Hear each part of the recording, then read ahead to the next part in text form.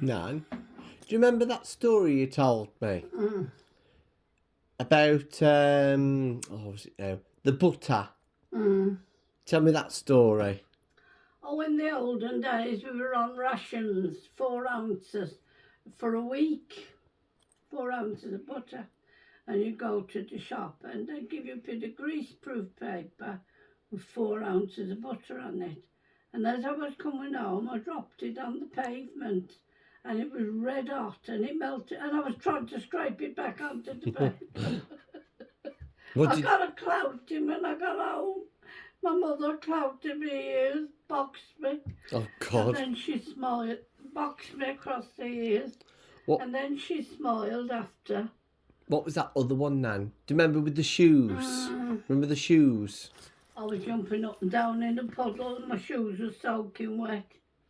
And Damien said, put them in the oven and they'll dry quick. And they curled up.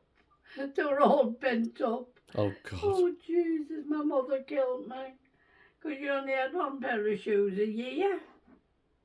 When they were gone, you were tying them up with string and everything.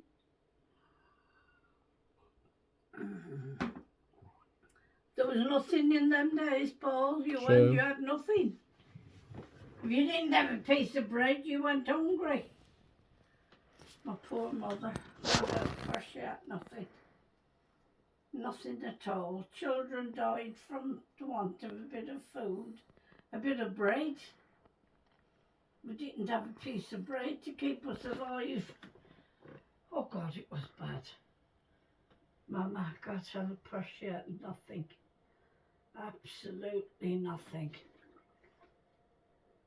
A bowl of old bones stewed up with an onion, a carrot, a parsnip and a potato all mushed up together, and you had a little bit each. You didn't have a big plate full, you only had a spoonful. You were starving.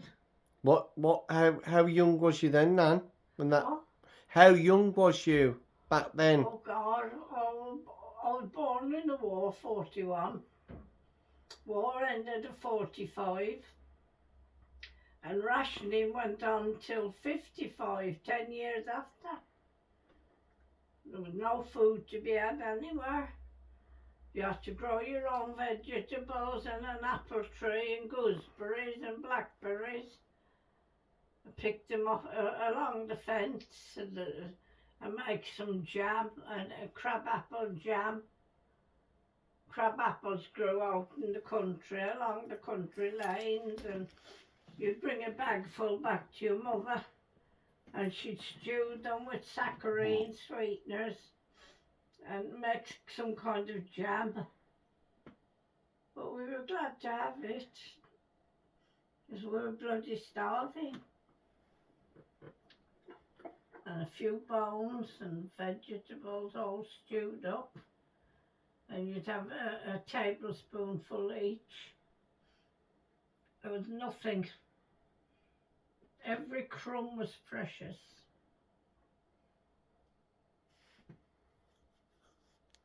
My mother always saw to the birds though.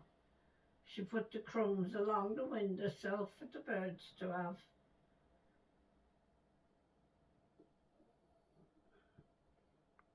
She was a kind little woman. She loved the wildlife, the birds and the foxes, and what's for them that run up the trees, I forget what they're called. Squirrels. Squirrels, yes. She put a crust of bread out for them. They were starving as well because there was nothing to be had.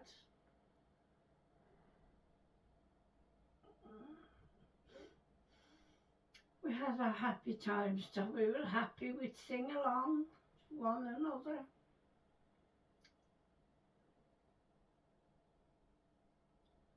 My mother was always getting us to sing. She used to say it lifts your spirit. True. When you sing. It lightens your heart and lifts your spirit. She's a lovely woman, my mother. To this day I think about her. I know, you keep saying you miss your mother, I remember. I talk to her. I know you do. Veronica her name was, wasn't it? Talk to her spirit. Oh, bless, yeah. She said she'd be with us in spirit. If it was possible for the spirit to come back to us, she'd come back. Her name was Veronica. Yeah, her name was Veronica Higgins. Her maiden name was Higgins. My father's name was Brennan. His people were well off. My aunts in America, Mary and Hannah, they used to send us parcels of clothes and shoes and boots and coats. And her family, the bloody Higginses, Kathleen, she was a thief. She'd come in and take what she wanted. She'd take everything she could. We were left to go without.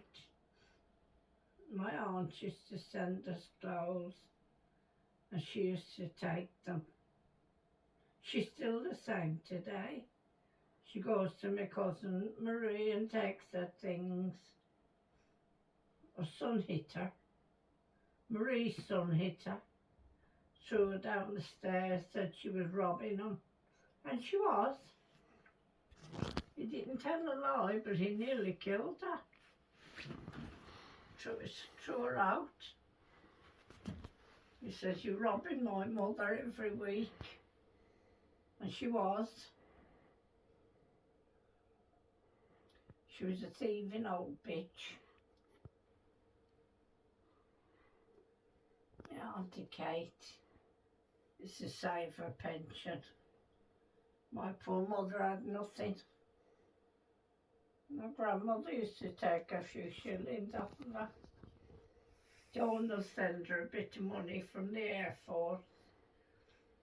And my grandmother used to take it. The priest took it, Father Creed. Donald sent my mother £5 every 5 weeks. And I went with him to the post office to change the telegram. And he said to the cashier that Mrs. Brennan has donated it to the church. And I said, "Father, we've got no food." And he ignored me. And the clerk just looked at me. He looked as if he was going to cry. I was starving. I was hanging in bones and an old rag on me to keep me covered. I was in a bad way.